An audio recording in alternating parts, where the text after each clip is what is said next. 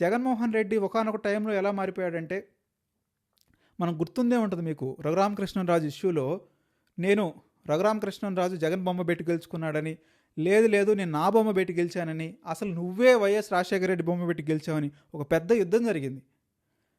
2019 to 21 in between that. So ఇదే చాలా ఎక్కువగా రైస్ చేశారు. సో ఏమైందంటే చిట్ట చివరికి ఎట్లా వచ్చిందంటే, చాలామంది ఎమ్మెల్యేలు మంత్రులు కూడా మేమంతా జగన్ బొమ్మే పెట్టుకొని కలిసాం అనేటువంటి చెప్పుకునే స్థాయికి వచ్చింది. సో ఆ చెప్పుకోవటం తప్పంటాడు తమ్మారెడ్డి భరద్వాజ. ఎందుకంటే మీరు వైఎస్ రాజశేఖర రెడ్డి అనే మర్రి చెట్టు బొమ్మలోనే మీరు ఉన్నారు కాబట్టి దాన్ని ఆయన సమర్థించడం లేదు. ఇంకొన్ని హైలైట్స్ పాయింట్ కూడా చెప్పాడు ఆయన.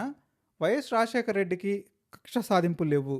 ఏదైతే Chandrababu Naidu outer ring road, Shamshabad airport start చేశాడు బిఫోర్ 2004, వైఎస్ఆర్ 2004లో ముఖ్యమంత్రి అయిన తర్వాత ఆ 2 మేజర్ ప్రాజెక్టులను కూడా ఆపకుండా కంటిన్యూ చేయడానికి కృషి చేశాడు.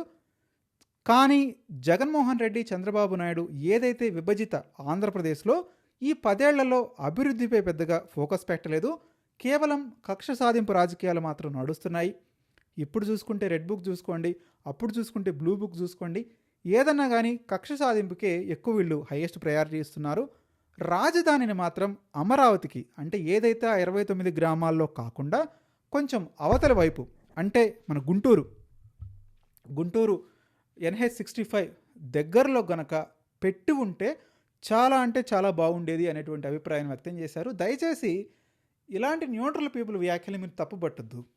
ఎందుకంటే దీంట్లో కొంత వాల్యూడ్ అండ్ ఇంపార్టెంట్ పాయింట్ కూడా ఉంది. నిజంగానే తమ్మారెడ్డి చెప్పినట్టు కొంత NH65కు దగ్గరలో కనుక రాజధాని ఉంటే అది కొంచెం డెవలప్మెంట్ క్విక్గా అవడానికి, ఆ ఫ్రూట్స్ మనకు కనపడటానికి చాలా తక్కువ టైంలో అయిపోయేది.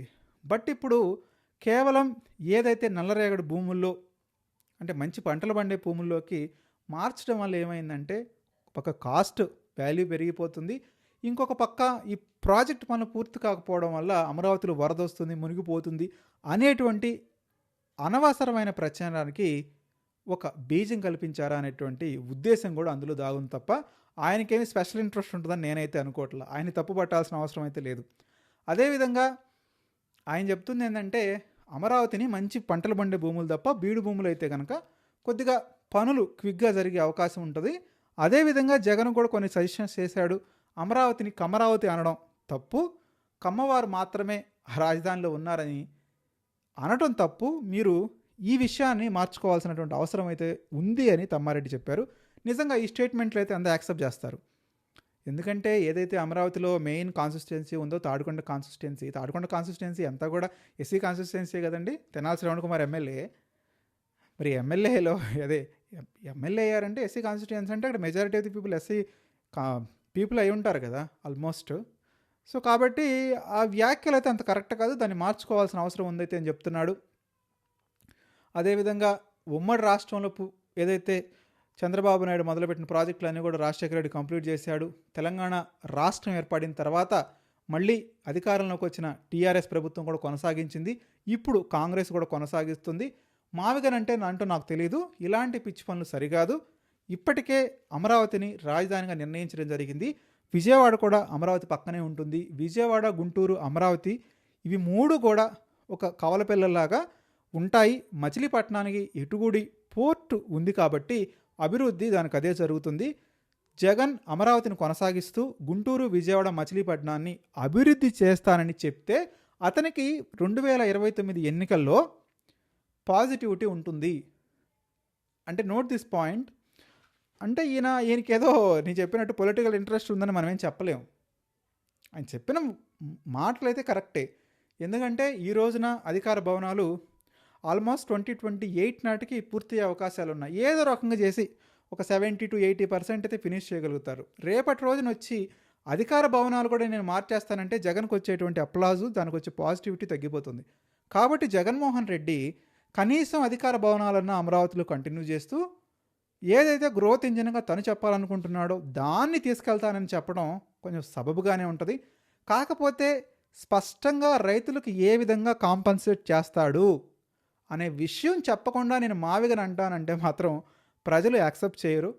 ఎందుకంటే పొలిటికల్ పార్టీస్ ఈరోజు ఉంటే రేపు పోతాయి. ఈరోజు ఒకళ్ళు ముఖ్యమంత్రి అవుతారు, రేపు ఇంకొకళ్ళు ముఖ్యమంత్రి అవుతారు. ఈ ప్రాంత రైతులు మిమ్మల్ని నమ్మి, ప్రభుత్వాన్ని నమ్మి భూములు ఇచ్చారు కాబట్టి వాళ్ళకి ఎట్టి పరిస్థితుల్లోనూ అన్యాయం జరగకూడదు. ఎవరు అన్యాయం చేస్తామన్నా ఒప్పుకోరు. మిగతా రాష్ట్ర ప్రజలు చేయకూడదనే కోరుకుంటారు. చేయకూడదని అనుకున్నారు కాబట్టే ఓట్లేసి గెలిపించారు. మరి ఇప్పుడు టీడీపీ ఎలా నడుస్తుంది అంటే అదొక పెద్ద చరిత్ర. దాని గురించి భోగాపురం వీడియోలో నేను చెప్తాను అసలు ఏం నడుస్తుంది అనే దాని గురించి. కాబట్టి జగన్మోహన్ రెడ్డి ఉన్న అమరావతిని కంటిన్యూ చేసి గుంటూరు, విజయవాడ, మచిలీపట్నాన్ని అభివృద్ధి చేస్తే బాగుంటుంది అని తమ్మారెడ్డి ఒక పెద్ద వ్యక్తిగా చెప్పడం జరుగుతుంది. అదేవిధంగా జగన్మోహన్ రెడ్డి మావిగన్ అనే పేరుతో పిచ్చి మాటలు మాట్లాడి మళ్ళీ అందరినీ కూడా రెచ్చగొట్టడం సరికాదు. ఏపీలో ప్రభుత్వ ఆసుపత్రుల్ని పీపీపీ మోడల్ కింద ఇవ్వడం సరికాదు. మెడికల్ కాలేజీలు అదేవిధంగా ఆసుపత్రులు ప్రభుత్వం కిందే ఉండాలి. హైదరాబాద్ విజన్ క్రెడిట్ మాత్రం చంద్రబాబుకి ఇవ్వాలి. ఇంప్లిమెంటేషన్ క్రెడిట్ మాత్రం రాజశేఖర రెడ్డికి, చంద్రబాబు నాయుడుకి, కేసీఆర్కి ముగ్గురికి ఇవ్వాలి.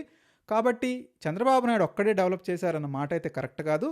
చంద్రబాబు తర్వాత వచ్చిన రాజశేఖర రెడ్డి, కేసీఆర్ కూడా, రేవంత్ రెడ్డి కూడా డెవలప్ చేశారు, కొనసాగిస్తున్నారని మంచి ముక్తాయింపు ఇవ్వడం అయితే జరిగింది. దీనికి కొనసాగింపుగా ఆయన కొన్ని వ్యాఖ్యలను అయితే చూశారు. ఆ వ్యాఖ్యలను కూడా మనం అబ్జర్వ్ చేయాల్సినటువంటి అవసరం అయితే ఉంది. చిరంజీవితో నేను 2 సినిమాలు చేశాను. ఆయనతో నాకు ప్రత్యేకమైనటువంటి అనుబంధం ఉంది. ఆయన రాజకీయాల్లోకి వెళ్ళాలా వద్దా అని మొదట ఆలోచించారు. అనంతరం ప్రజారాజ్యం పార్టీ స్థాపించిన తర్వాత చిరంజీవి చెప్పుడు మాటలు విన్నారు. అలాంటి వారు రాజకీయాల్లో నిలబడలేరు. చిరంజీవి పార్టీ పెట్టిన కొత్తల్లో సొంతంగా నిర్ణయాలు తీసుకున్నారు, కానీ ఆ తర్వాత పక్కన ఉండేవారు చెప్పిన మాటల్ని ఆయన విన్నారు. చిరంజీవి సరిగ్గా కనుక రాజకీయం చేసి ఉంటే డెఫినెట్గా ఆంధ్రప్రదేశ్కి ముఖ్యమంత్రి అయ్యేవారు.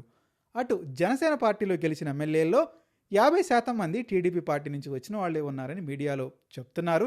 పొత్తు పెట్టుకున్న పార్టీలో మంచి వచ్చిన వారికి జనసేన పార్టీలో టికెట్ ఇచ్చారంటే ఇక పొత్తే ఉంది, అంతా టీడీపీ వాళ్లే కదా అనేటువంటి అభిప్రాయాన్ని కూడా ఆయన వ్యక్తపరచడం జరిగింది.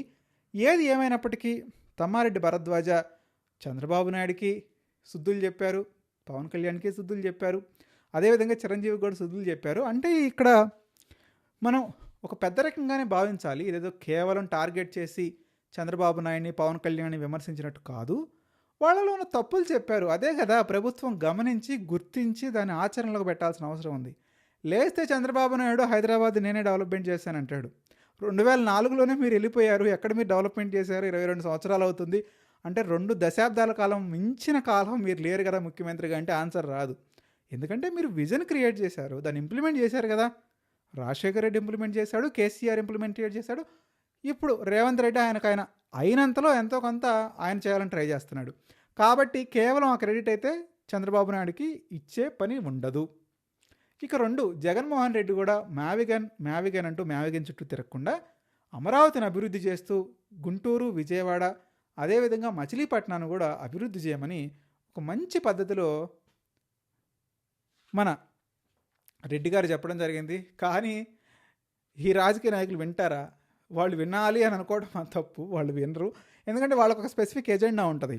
మనకి ఈ పని చేస్తే ఈ స్ట్రాటజీతో ముందుకెళ్తే మనకి ఇన్ని ఓట్లు వస్తాయి, మనకి ఇన్ని కాన్సిస్టెన్సీలో మనం గెలుస్తాం అనేటువంటి ఒక ఎజెండా ఉంటుంది. వాళ్ళ ఎజెండా ప్రకారం నడుస్తారు. అంతే తప్ప ఈ పెద్దరికంగా చెప్పే మాటలు ఇవన్నీ వాళ్ళు నమ్ముతారు, ఫాలో అవుతారని నేనైతే ఎక్స్పెక్ట్ చేయట్లేదు.